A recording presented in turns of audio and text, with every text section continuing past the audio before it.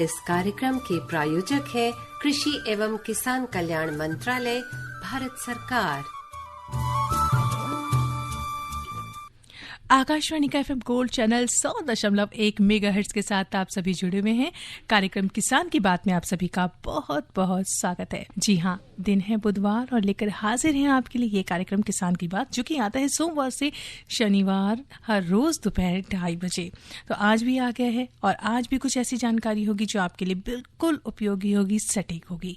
तो कार्यक्रम की शुरुआत करते हुए, आपका स्वागत करते हुए मैं आपको बता दूं, आज मैं हूँ आपके साथ आरती। जी हाँ, और मैं हूँ आपके साथ संजय, और आप सभी का इस कार्यक्रम में बहुत बहुत स्वागत है। और जानते ही आपके फोन इन कार्यक्रम होता है, तो बिल्कुल आप फोन भी करेंगे, व्हाट्सएप मैसेज भी करेंगे, जुड़ेंगे हमारे साथ और हमारे विशेषज्ञ से भी मिलवाएंगे हम कि आप उनसे क्या प्रश्न कर सकते हैं। सबसे पहले आपको बता देते हैं कि आज का जो हमारा विषय है वो क्या होने वाला है। जी हाँ, हमारा आज का विषय है श्री अन्न का प्रसंस्करण और भंडारण। साथ ही साथ हम आपको अपने फोन नंबर्स भी बता दें ताकि आप इस विषय से संबंधित सवाल हमसे पूछ सकें। जी हाँ, हमारा फोन नंबर है 01 दिल्ली का STD कोड है, इसे डायल कीजिएगा। और इसके बाद हमारा जो फोन नंबर है 23421608। हमारा व्हाट्सएप नंबर वो भी नोट कर लें आप, 9868868753। तो भाई 2 माध्यम आपको हमने दे दिए, आप चाहे कॉल कीजिए हमें, चाहे आप मैसेज भेजिए और अपने प्रश्न जो भी हैं आपके श्री अन्न का प्रसंस्करण और भंडारण। अगर आपको थोड़ी बहुत कहीं उलझन हो रही है इस विषय को समझने में, तो हम आसान करें, या मुझे लगता है संजय हमसे ज़्यादा आसान ये रहेगा कि डॉक्टर साहब जो आज हमारे विषय के वही से आसान करें। तो सबसे पहले आपको मिलवा देते हैं, आज हमारे साथ है डॉक्टर अक्षय योगी जी, जो कि वैज्ञानिक हैं भारतीय कृषि अनुसंधान संस्थान पूसा, नई दिल्ली में। डॉक्टर साहब बहुत बहुत स्वागत है आपका। धन्यवाद आपका। डॉक्टर साहब, ये जो हमने शब्द बोले हैं श्री अन्न का प्रसंस्करण और भंडारण, वैसे तो हमारे किसान मित्र जितने हमारे लिसनर्स हैं सब बहुत अच्छे से समझते हैं, लेकिन फिर भी जब चीज़ों को थोड़ा सा और सरल कर दिया जाए तो थोड़ा और आसानी हो जाती कुछ ऐसे लिसनर्स को भी सुनने में और हमारे किसान मित्रों को भी जुड़ने में जो कहीं थोड़े से शब्दों में खो जाएं कहीं। तो आप बताएं श्री अन्न का प्रसंस्करण और भंडारण, इसको सरल शब्दों में अगर आप बयां करना चाहें, क्या है ये? देखिए, श्री अन्न का सरल भाषा में एक मतलब है कि ये पौष्टिक अनाज है और इन पौष्टिक अनाजों में बहुत ही प्रचुर मात्रा में पोषक तत्व पाए जाते हैं, जिनकी उपलब्धता कराने के लिए हमें इनका प्रसंस्करण करना भी जरूरी है और साथ में इनका भंडारण करना भी आवश्यक है, जिसकी वजह से ये लंबी दूरी तक और लंबे समय काल के लिए चली जा सकती है। जी बिल्कुल, डॉक्टर साहब ने बता दिया आपको। देखिए, प्रसंस्करण वही है कि जब हम कोई एक चीज होती है उससे कई रूप उसके जब निकाल लिए जाते हैं। जैसे अगर श्री अन्न से हट के बात करें तो संजय, जैसे आम है, आम का हम अचार खाते हैं, मुरब्बा खाते हैं, बहुत सारी कैंडी खाते हैं, कितनी सारी चीजें खाते हैं। और बात जब हमारे श्री अन्न की होती है तो इससे भी हम कितनी सारी चीजें आजकल चल रही हैं, बिस्किट हो गए, नूडल्स हो गए और भी बहुत सी चीजें हैं ना। तो सारी चीजें अब लगातार आज के समय में देखा जाए तो जो जीवन शैली उसमें आती जा रही हैं, तो हम उसका उपयोग कर रहे हैं। तो वही है कि किस तरह से श्री अन्न का प्रसंस्करण जो है वो किया जाए, उसका बदला हुआ रूप जो है वो लोगों तक पहुंचा जाए, और वो कुछ क्या है, इसी विषय पे आज हम बात कर रहे हैं। जी, तो डॉक्टर साहब आपसे जानना चाहेंगे, हम श्री अन्न का प्रसंस्करण करते क्यों हैं? श्री अन्न का प्रसंस्करण इसलिए जरूरी है क्योंकि श्री अन्न के जो पोषक तत्व हैं उनमें उसके जो बीज हैं, उसके जो उत्पाद हैं, उनमें पूरी तरीके से उपलब्ध नहीं हो पाता। उसकी उपलब्धता को बनाए रखने के लिए और जो हमारे ग्राहक है उन तक, उनके शरीर तक वो चीज़ पहुँचे, उसको पहुँचाने के लिए आवश्यक है कि हम उसको इस तरीके से उपचारित करें या इस तरीके से उसके उत्पाद बनाएं कि वो उन तक पहुँच जाए। जैसे कि उसमें उपलब्ध प्रोटीन है, वसा है, रेशे हैं, वो किन्हीं उनके जो अंदर जो रासायनिक तत्वों की जो एक विशेषैली होती है किसी भी फसल में, जितने भी श्री अन्न है उनमेम यह एक समस्या है कि उनमें जो है एक लंबे टाइम तक वो पोषक तत्व उपलब्ध नहीं हो पाते, या फिर क्या होता है कि उनमें लंबे टाइम तक आप अगर उनको प्रसंस्करण के नहीं रखोगे, पारंपरिक तरीके से रखोगे, तो उनमें दुर्गंध आ जाती है, उनकी जो गुणवत्ता है उसमें कमी आ जाती है। जी बिल्कुल सही कहा आपने। दुर्गंध, ये समस्या से बहुत जूझना पड़ता है जब भी हम श्री अन्न की बात करते हैं, या ऐसे मोटे अनाज भी कहा जाता है इन्हें, इसकी बात करते हैं, क्योंकि कहा जाता है कि इसकी जो लाइफ होती है वो बहुत लॉन्ग नहीं इससे। लेकिन हमने ये भी सुना था, हमारे और भी जो विशेषज्ञ आए थे, इस पे हम लगातार पिछले काफी समय से चर्चा कर रहे हैं इस विषय पर।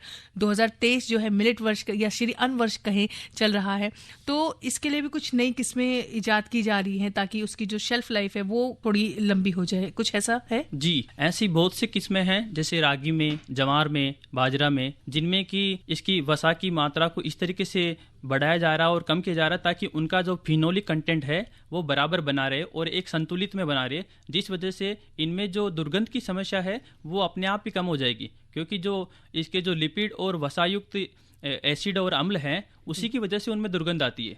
तो उनको आनुवांशिकी के माध्यम से सही किया जा रहा है। और इसी के साथ में आप देखिए कि जो लोह तत्व हैं, जो जस्ता है, जिनकी की मानव शरीर को आवश्यकता होती है, वो उन किस्मों में मिलाया जा रहा है, ताकि आने वाले बच्चों और जो गर्भवती महिलाएं हैं उनके लिए वो आपूर्ति कर सके। जी डॉक्टर साहब, आपने बताया कि किस तरह से हम इसको कर सकते हैं। और एक बात और अभी हमने कहा कि प्रसंस्करण हम करते क्यों हैं।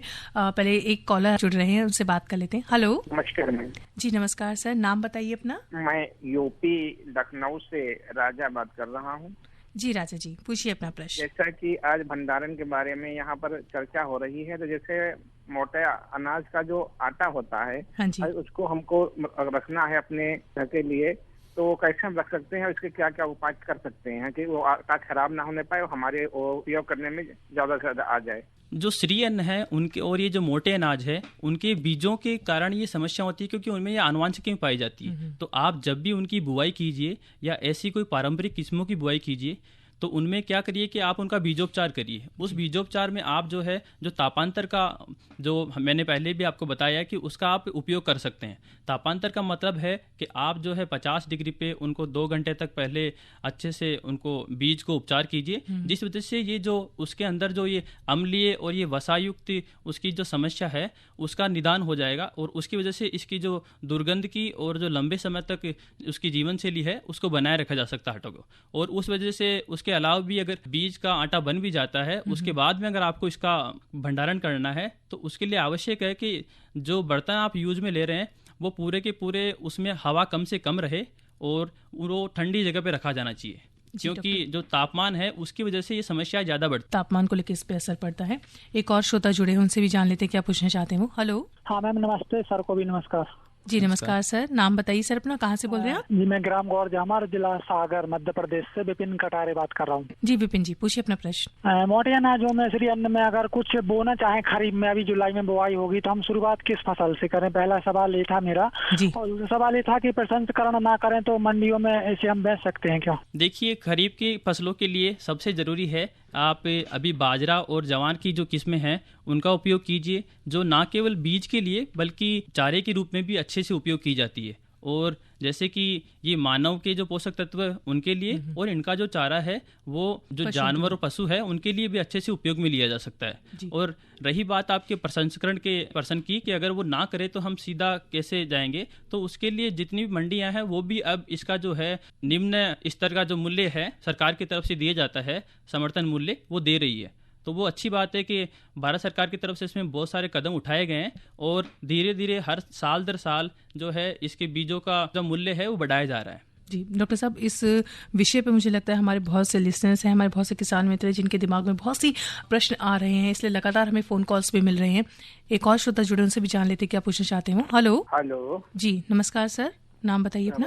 संतोष जी, कहाँ से बोल रहे हैं आप? गाजियाबाद से। जी पूछिए अपना प्रश्न। इसकी बुआई के बाद जैसे और हम लोग फसल लगाते हैं तो क्या उतना ही इसमें खाद और यूरिया वगैरह डालना पड़ेगा या उससे कम डालना पड़ेगा जब दूसरी फसल लगाएंगे उसमें? हाँ, जैसे हम अपने धान गेहूं यहाँ लगाते हैं तो उसी तरह से क्या इस मोटे अनाज में भी उतना ही खाद खर्चा होती है जितना हमारे गेहूं धान में लगता है? जी नहीं, ऐसा नहीं है। इसीलिए मोटे अनाजों को जो है अभी बहुत प्रोत्साहित किया जा रहा है, क्योंकि इनमें सिंचाई का और जो खाद उर्वरक है उनका बहुत कम उपयोग किया जाता है। जैसे कि गेहूं और चावल हैं, अगर उसमें खाद की जो मात्रा और उर्वरक की मात्रा 120 नाइट्रोजन, 80 जो है फास्फोरस और 80 पोटाश डाला जाता है, उसकी जगह पे अगर सूखे में आप बाजरा, जवार, रागी ले रहे हो, उसमें आपको 60 किलोग्राम, 40 किलोग्राम और 30 किलोग्राम नाइट्रोजन, फास्फोरस और पोटाश लेना पड़ता है। इसके अलावा सिंचाई की आवश्यकता भी इसमें कम है और भारतीय कृषि के जो ICAR है वो ये कोशिश कर रहा है कि इसमें संवर्धित किस्मों को और विकसित किया जाए ताकि इसकी उत्पादकता है वो भी बढ़ाई जा सके। डॉक्टर साहब, इसी से जुड़ा एक संदेश हम तक व्हाट्सएप के माध्यम से पहुंचा। अन्नू है, ये मुंबई से लिख रही हैं, कह रही ये हम कैसे जाने कि जो अब श्री अन्न हम तक पहुंच रहा है ये नया उत्पाद का है, नए तरीके से उगाया गया है, या फिर पुराना ही जो पारंपरिक चलता आ रहा है वो है, ये कैसे जानेंगे? देखिए, जो भारतीय सरकार है उसने ये सुनिश्चित किया है कि जो अभी कृषक उत्पाद संगठन हैं और जो नए जो कंपनीज खोली जा रही है, जैसे स्टार्टअप से बहुत सारे श्री अन्न के ऊपर, उनको जो है सर्टिफिकेशन दिया जा रहा है, उनको प्रमाणित किया जा रहा है कि आप जो है इसको कैसे खोलोगे और आप इनके ऊपर कौन सा ऐसा साइन रहेगा, जैसे कि ग्रीन साइन रहता है ना, वो बताता है कि आप इन पोषक तत्वों में ये भरपूर है और ये जो है नए उत्पाद में और अच्छा चल रहा है। जी डॉक्टर साहब, तो काफ़ी कुछ आज बातें हो रही श्री अन्न के बारे में। आप भी अगर कुछ कहना चाहते हैं तो हमें कॉल कर सकते हैं 011234210608। अगर आपका कोई प्रश्न है श्री अन्न का प्रसंस्करण और भंडारण इससे जुड़ा हुआ तो आप ज़रूर कॉल करें हमें, या फिर आप हमें व्हाट्सअप कर सकते हैं। हमारा व्हाट्सअप नंबर है 9868868753। आप जुड़े हमसे और जाने डॉक्टर साहब आज हमारे साथ हैं अक्षय योगी जी, जो बताएंगे आपको कि किस तरह से आप श्री अन्न है जो उसका प्रसंस्करण कर सकते हैं। डॉक्टर साहब, अभी हमने बात की थी कि प्रसंस्करण हम क्यों करते हैं, और अगर इसके तरीकों के बारे में हम जानकारी लेना चाहें कि प्रसंस्करण कितने तरीके के होते हैं, किस किस विधा से किए जा सकते हैं, क्या कुछ है इसमें, इस विषय पे बताएं आप। जो मोटे अनाज है उनके प्रसंस्करण में बहुत सारे उत्पादों में अपन इस चीज़ को मिला सकते हैं कि मोटे अनाजों का कैसे हम उपयोग करें और कैसे हमारे जो खाद्य पदार्थ है जो हमारी जीवन शैली में मतलब डेली उपयोग में आते हैं उनको अपन यूज कर सकते हैं। जैसे मैं आपको बताऊं कि इससे हम नूडल्स बना सकते हैं, मुरमुरे बना सकते हैं, पापड़ बना सकते हैं, और इसके आटे का उपयोग हम पिज्जा के लिए कर सकते हैं। उसके अलावा हम लड्डू बना सकते हैं, और ऐसी बहुत सारी पारंपरिक मिठाइयाँ और अन्य खाद्य पदार्थ है जिनमें इसका उपयोग किया जाता है। और इसमें एक समस्या ये आती है कि आजकल जो है इसका जो पॉपुलैरिटी है वो धीरे धीरे कम हो रही है, तो उसको अभी बढ़ाने की जरूरत है, क्योंकि ना केवल ये पौष्टिक है बल्कि गांवों से जुड़ा हुआ अन्न है और भारत में पिछले 60 दशक से इसका उपयोग किया जा रहा है। जी बिल्कुल, ये कहीं ना कहीं बीच में कहीं ऐसा एक दौर आया था जब ये कहीं लुप्त होता जा रहा था, लेकिन भारत सरकार ने जो लगातार प्रयास किए और अब ये जो 2023 को अंतर्राष्ट्रीय स्तर पर जो उसको ख्याति मिल गई है, उसकी वजह से वापस से ये हमारे दिनचर्या में आ रहा है, हमारे खान पान में आ रहा है, और जो इसके प्रभाव हैं, जो इसको सुपर फूड कहा जाता है, उस सबसे हम एक बार फिर से रूबरू हो रहे, ताकि हम इसका जो पूरा पोषण है वो ले सके और हमारा जो भारत है पोषणता की दृष्टि से, और साथ ही हमारा कृषक है जो वो उस स्तर पर भी एक स्ट्रॉन्ग कहें, इस मजबूती के साथ उभर कर आए। एक कॉलर हमारे साथ जुड़े डॉक्टर साहब, उनसे पूछ लेते हैं क्या कहना चाहते हैं वो। हेलो, हम अकरम बोल रहे हैं जी। कहाँ से बोल रहे हैं अकरम जी? थोड़ा सा दूर हो जाइए रेडियो सेट से। नहीं, दिल्ली से बोल रहे हैं, बिहार के रहने वाले कुदवन्ना गाँव के। ये जो चावल वगैरह और ये सब जो है, ये गेहूं वगैरह तो 90 से शुरू हुआ था। पहले मोटा अनाज चलता था, बीच में बंद हो गए बहुत जी। अब मेरे गांव की तरफ भी बाजरा वगैरह, मक्का वगैरह, जैसे ये आम का जो है गिठली का जो है पीस करके माँ बनाती थी, ये रोटी जी का, वो सब खाने को नहीं मिल रहा है। और अब जो है ये मोटे अनाज का हो रहा है, तो ये बहुत बढ़िया हो रहा है। कई के बात आ रहे हैं, तो इसके बारे में बताइए कि मोटा अनाज भी बहुत बढ़िया होता है। जी बिल्कुल, यही बात कर रहे हैं हम। बहुत बहुत शुक्रिया, आपने भी इस बारे में बात की है, और वाकई इस बारे में पिछले मुझे लगता है हमें काफ़ी समय हो गया संजय, जब हम इस पे लगातार बात किए जा रहे हैं, और हमारे काफ़ी श्रोता जिनके हमसे बीच में भी हमारी बातें हुई थी, तो उन्होंने भी कहा था कि धीरे धीरे उनकी थाली में भी अब इसने वापसी कर ली है, हमारी थाली में उसने वापसी कर ली है। तो एक बहुत अच्छी बात है, जो कदम उठाया गया अगर वो सक्सेस हो रहा है, सफल हो रहा है, तो इससे अच्छी बात क्या हो सकती है। बिल्कुल, जो कदम उठाया गया वो बहुत ही सराहनीय है। और एक छोटा सा प्रश्न लेना चाहेंगे कि किसी भी काम को करने में चुनौती बहुत ज्यादा होती है, तो श्री अन्न के प्रसंस्करण में किस तरह की चुनौतियां हो सकती? श्री अन्न का जो प्रोत्साहन था, वो जो एक दौर आया था जिसमें वो कम हुआ था, उसकी वजह से ना तो इसमें एक अच्छा बाजार बन पाया, ना इसके अच्छे ग्राहक बन पाए, और उसके साथ ही जो मशीनरी और जो इसके ग्रेडर जो इनको अलग करने की प्रसंस्करण के लिए जो कंपनियां हैं वो विकसित हो पाई। इस वजह से सरकार अब जो है जो संगठन है उनको सब्सिडी पे और उनको एक अच्छी दर के ऊपर वो मशीनरी, वो ग्रेडिंग और जो प्रोसेसिंग करने के लिए ज़रूरी चीज़ें हैं वो उपलब्ध करवा रही है। इसके साथ ही इसकी चुनौतियों में एक वजह यह भी आती है कि जो बाज़ार है इसका अभी भी उतना ज़्यादा नहीं है। इस वजह से लोग हिचकिचाते हैं, किसान लोग, कि हम इनको करें कि ना करें। अगर करेंगे तो घरेलू उपयोग के लिए तो कर नहीं सकते, क्योंकि आमदनी का एक जरिया होता है कृषि। तो इसी वजह से सरकार जो है ये कोशिश कर रही है बहुत सारे प्लेटफॉर्म के माध्यम से, जैसे कि कॉन्फ्रेंसेज है ना, बहुत सारी गोष्ठियां करवाती है रेडियो के माध्यम से, आकाशवाणी, दूरदर्शन के माध्यम से, कि उनमें ये जागरूकता बढ़ाई जाए कि अभी जो है इनका मूल्य बढ़ाया जा रहा है, उसके साथ ही नए नए उत्पादकों को और उनके जो संगठन है उनको बढ़ावा दिया जा रहा है। जी डॉक्टर साहब, तो बहुत सारी बातें चल रही हैं श्री अन्न का प्रसंस्करण और भंडारण के बारे में। और संजय, अब मुझे लगता है एक और बहुत ज़रूरी चीज़ है, अगर हम बात करें मधु क्रांति की, तो आइए उसके बारे में भी एक जानकारी है, वो सुन लेते हैं। मधु क्रांति, एक नए युग का आगाज। मधु क्रांति विकास के नए रास्ते खोल रही है, मधुमक्खी पालकों के जीवन स्तर को बेहतर बना रही है, साथ ही पूरी दुनिया में शहद के क्षेत्र में भारत को एक नई पहचान दिला रही है। भारत सरकार मधुमक्खी पालकों की आय को बढ़ाने और उन्हें आत्मनिर्भर बनाने के उद्देश्य से देश में मधुमक्खी पालन के संवर्धन और विकास के लिए सभी आवश्यक सहायता प्रदान कर रही है। माननीय प्रधानमंत्री के दूरदर्शी नेतृत्व में कृषि सहित मधुमक्खी पालन को बढ़ावा देने के लिए अनेक कदम उठाए गए हैं। किसान तरक्की की राह पर आगे बढ़ रहे हैं। अगर कोई सक्सेस स्टोरी मीठी मुस्कान भी बिखेरे और स्वाद में भी मिठास भरे, तब तो आप इसे जरूर सोने पर सुहागा कहेंगे। हमारे किसान इन दिनों शहद के उत्पादन में ऐसा ही कमाल कर रहे हैं। शहद की मिठास हमारे किसानों का जीवन भी बदल रही है, उनकी आय भी बढ़ा रही है। मधुमक्खियां न सिर्फ शहद देती हैं, बल्कि पर्यावरण और कृषि के लिए भी आवश्यक हैं।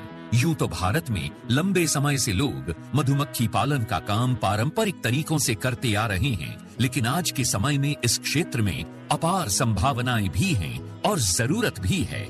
मधुमक्खियों की इसी जरूरत और योगदान का जश्न मनाने और इसे और बारीकी से समझने के लिए ही मनाया जाता है विश्व मधुमक्खी दिवस। इसी आवश्यकता को समझते हुए 2020 में राष्ट्रीय मधुमक्खी पालन और शहद मिशन की शुरुआत हुई। उद्देश्य स्पष्ट था, मधुमक्खी पालन के कार्य को वैज्ञानिक और तकनीकी रूप से विकसित करना और ज्यादा से ज्यादा लोगों को इसके लिए प्रोत्साहित करके मधु क्रांति के सपने को साकार करना। मधुमक्खी पालन से मिलने वाले उत्पाद जैसे शहद, बी वैक्स, रॉयल जेली और पॉलन आदि कई क्षेत्रों में प्रयोग किए जाते हैं। माननीय प्रधानमंत्री जी के प्रोत्साहन से और कृषि मंत्री जी के मार्गदर्शन से आज राष्ट्रीय मधुमक्खी पालन और शहद मिशन सफलता का पर्याय बन चुका है। न केवल ये देश के किसानों के लिए आय बढ़ाने का एक साधन बना है, बल्कि तमाम लोगों के जीवन को बेहतर बनाने के साथ साथ देश के आर्थिक विकास में भी योगदान दे रहा है। 2013-14 से 2021-22 तक शहद का उत्पादन 76,000 मीट्रिक टन से बढ़कर 2021-22 में 1,33,000 मीट्रिक टन से अधिक हुआ। शहद का निर्यात 28,000 मीट्रिक टन से बढ़कर 74,000 मीट्रिक टन से अधिक हुआ। 3 विश्व स्तरीय अत्याधुनिक टेस्टिंग लैब और 31 मिनी शहद टेस्टिंग लैब स्थापित हुई। राष्ट्रीय मधुमक्खी पालन और शहद मिशन की कामयाबी सिर्फ आंकड़े ही बयान नहीं कर रहे, कहानियां खुद इसकी सफलता की बानगी पेश कर रही हैं। मैंने 1990 में मधुमक्खी पालन शुरू किया, 2 बॉक्स से शुरू किया और आज हमारे पास लगभग 4,200 बी बॉक्सेस हैं। लगभग 17 तरह के हनी हम लोग प्रोड्यूस करते हैं, जो डिफरेंट एरियाज में बी को माइग्रेट करके प्राप्त होते हैं। इसके अलावा जितने बी बॉक्सेस मैन्युफैक्चरिंग यूनिट है हमारे पास, वैक्सीट मैन्युफैक्चरिंग यूनिट है, 20 मीट्रिक टन पर डे का हनी प्रोसेसिंग प्लांट है। आज हमारा जो उत्पादन है वो 1 लाख केजी लगभग एनुअली हम लोग प्रोड्यूस करते हैं। यमुनानगर के सुभाष काम्बोज मधुमक्खी पालन के अपने काम के चलते आज देश भर में जाने जा रहे हैं। सुभाष जी ने वैज्ञानिक तरीके से मधुमक्खी पालन का प्रशिक्षण लिया। इसके बाद उन्होंने केवल 6 बॉक्स के साथ अपना काम शुरू किया था। मैंने सिर्फ अपने पोलिनेशन के लिए और शहद खाने के पर्पज से ये बॉक्स रखे थे। जब मैंने देखा कि मधुमक्खियां भी बढ़ रही हैं और हमें शहद भी मिल रहा है, तो मैंने फिर प्रोफेशनल तौर पे इसी काम को ही करने की सोची और आज की तारीख में मैं लगभग 1500 बॉक्स पे मधुमक्खी पालन कर रहा हूँ। ज्यादा से ज्यादा लोग इस मिशन का हिस्सा बन रहे हैं। इतना ही नहीं, ये मिशन नारी शक्ति को और अधिक सशक्त बनाने में भी बड़ा योगदान दे रहा है। अभी तक महिलाओं के 164 स्वयं सहायता समूहों को इससे जोड़ा जा चुका है। इसी तरह मधु क्रांति पोर्टल पर अभी तक लगभग 13,000 से अधिक मधुमक्खी पालक और 21 लाख मधुमक्खियों की कॉलोनीज रजिस्टर हो चुकी हैं। आज भारत प्राकृतिक शहद का छठा सबसे बड़ा निर्यातक है। भारत मधुमक्खी पालन और शहद उत्पादन के क्षेत्र में सारी दुनिया के लिए एक मिसाल के तौर पर उभर कर सामने आ रहा है। मधु क्रांति आए और रोजगार के अवसर बढ़ाए। जी हाँ, देखिए बहुत सारी चीज़ें हैं जिसके जरिए रोजगार के अवसर जो हैं वो बढ़ाने की बात की जा रही। मधु क्रांति उनमें से एक संजय, जो बहुत महत्वपूर्ण कदम, जो बहुत थोड़ा समय से चलता आ रहा था, लेकिन एक उस पर जब कहते हैं ना और दिशा दे दी जाती है, प्रकाश डाल दिया जाता है, तो और भी महत्वपूर्ण हो जाती है, क्योंकि उसके लिए प्रयास और भी ज्यादा बढ़ जाते हैं। और जब प्रयास बढ़ते हैं तो उसका परिणाम भी बहुत अच्छा और सार्थक होता है। जैसे कि श्री अन्न की अगर हम बात करें तो श्री अन्न के लिए भी पिछले काफी समय से एक अथक प्रयास किए जा रहे थे, जिसकी जो एक कहें, जिसका रिजल्ट कहें, परिणाम जो है अब देखने को मिल रहा है, और आने वाले समय में इसका परिणाम और भी अच्छा देखने को मिलेगा, बेहतर मिलेगा देखने को। तो हम बात कर रहे हैं श्री अन्न का प्रसंस्करण व भंडारण। डॉक्टर साहब, आपसे जानना चाहेंगे कि श्री अन्न के जो बीज होते हैं वो बहुत छोटे होते हैं, तो उस स्थिति में इनका भंडारण कैसे करेंगे? देखिए, इनके बीजों का आकार जितना छोटा होता है, उनको भंडारण करने के लिए इनकी विधियां भी उसी तरीके से होनी चाहिए। जैसे कि हम छोटी पैकेजिंग कर सकते हैं, और उन पैकेजिंग का जैसे कि आजकल बाजार में चल भी रहा है कि उनकी ब्रांडिंग अपने को करनी है, तो उसका अच्छे से उपयोग किया जा सकता है अपनी आमदनी अर्जित करने के लिए। जी डॉक्टर साहब, एक कॉलर जुड़े हैं हमारे साथ, उनसे भी जान लेते हैं। हालांकि समय अब थोड़ा बचा है, लेकिन फिर भी। हेलो जी, नमस्कार सर। जी, से गोपाल बात कर रहा हूँ। जी गोपाल जी, पूछिए अपना प्रश्न। जैसे मोटा अनाज की खेती करने से पहले बीज शोधन करना क्या बहुत जरूरी है? अगर ये भी देखा जाए कि बीज हम क्वालिटी, तो उसको हम कैसे ये चेक कर पाएंगे कि अच्छा बीज है? उसके लिए जरूरी है कि बीजों का उपचार तो जैसे कि कीटों के लिए और जो रोग है उनके लिए तो आवश्यक है ही है, क्योंकि अभी तक जो इसमें पारंपरिक किस्में हैं उनमें इतना विकास किया नहीं गया है, और अभी जो भारतीय कृषि अनुसंधान परिषद है वो उस प्रक्रिया में है कि अच्छे बीज जिनमें कि जो रोग जनित ना हो वो दिए जाए। उसके अलावा अगर आपको ये देखना है कि मेरे बीजों की गुणवत्ता अच्छी है, तो आप नमक का सॉल्यूशन ले लीजिए और नमक के घोल करके उसमें बीजों को डालिए। जो बीज अच्छे से मतलब नीचे जम गए वो ठीक है, लेकिन जो ऊपर आए तो उसके साथ में जो बाकी रोग जनित जो फफूंद है और है वो भी आएगी, तो आप उसको हटा के और फिर अपना बीजोपचार या अपनी बीजों की बुआई करेंगे तो वो आपके लिए अच्छा रहेगा। डॉक्टर साहब, एक चीज जानना चाहते हैं, जब हम इसकी खेती करते हैं, श्री अन्न की खेती करते हैं, तो जो हमारी और फसलें हैं, जब